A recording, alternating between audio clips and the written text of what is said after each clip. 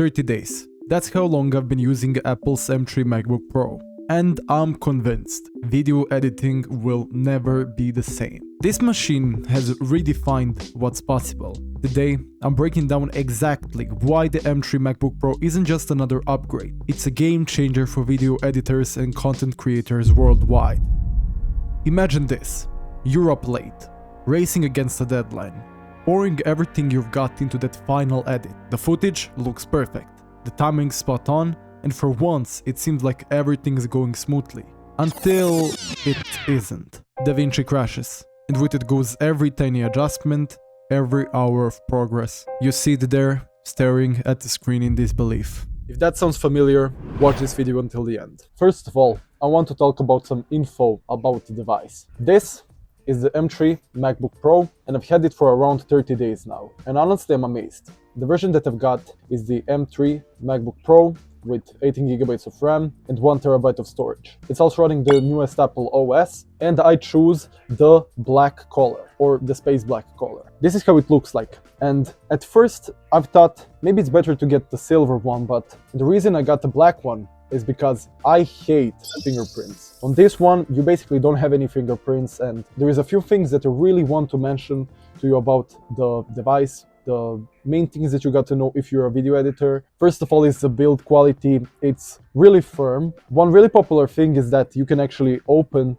the laptop with only one finger. This is the arch that you can achieve. Of course, the display quality has really amazed me because you have the True Tone option, which really makes a difference when it comes to doing color grading and maybe even photo editing when it's needed. Another thing to mention is the sound quality of the speakers. It really amazed me because I've never heard a better sounding speaker in a laptop. It really sounds crystal clear, and let me actually play a song for y'all. Here is the microphone, and you can just kind of hear the difference between my voice and the laptop.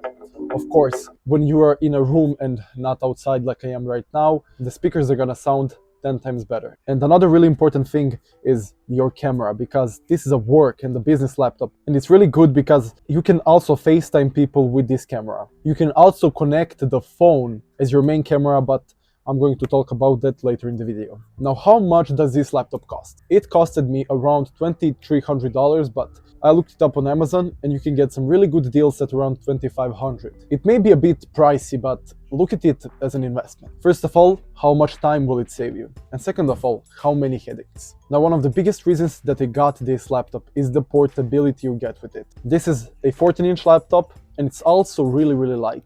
Some of the laptops that I had before were actually really heavy. They were around 3.5 kilograms, while I think this one is around a bit less than 2 kilograms, if I'm correct. No matter where you are, you really don't have to carry an additional keyboard, an additional mouse. Basically, this touchpad is really great. And even if you're working in a place where it's a bit darker, basically the keyboard light can be controlled, and you have an option, so it's set up automatically, and I use that. So overall performance under any condition has been really good. I've tested it in the sun, I've tested it in the cold now, and it almost never reaches some crazy temperature. One good thing about this MacBook is that, for an example, if you go ahead and give it really hard tasks and it gets to a certain temperature, it will actually automatically turn off, or it will notify you, hey, you actually need to cool down. So that's a really good thing because you don't have that on your Windows laptop or your Windows PC. If you're doing some hard tasks, such as color grading,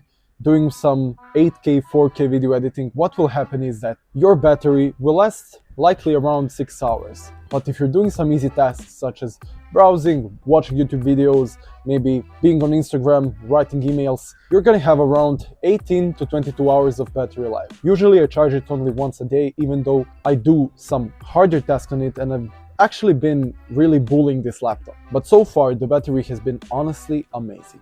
The biggest time saver you're getting with this is if you have a device that is not rendering quickly. Usually on my old laptop, for a 10-minute video, it would take around an hour to render.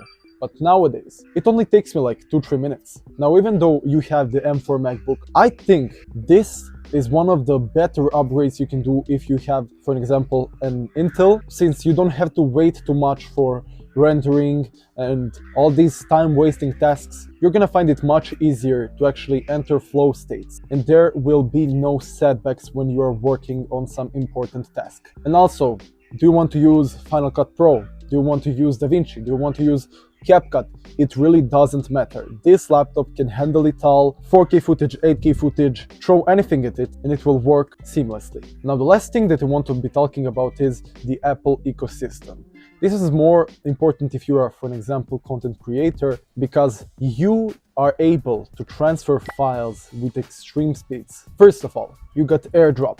You can AirDrop a file which is 5 gigabytes in around half a minute, while if you uploaded it to Google Drive with an average internet upload speed, it would take around 2 hours. Also, here on my right side, you got the SD card port, which is also really good if you have a camera, for an example. Only downside is that you actually can't see the speed at which files are transferring, which I think Apple needs to add. But a few more things about the Apple ecosystem on this laptop that have been helpful to me at least were that I was able to connect my iPhone as a webcam. When I do these FaceTimes with my clients, it's really important that I look professional, that I look good, and the way to achieve it is to actually have a really good camera. Also, I've been doing one-on-one coachings on video editing, and being able to show my clients the desk view feature has been really useful to me. Now, there are more things about it, but these are just some things that I've noticed in my 30 days of using it. Overall, I didn't have to worry about it crashing, slowing down,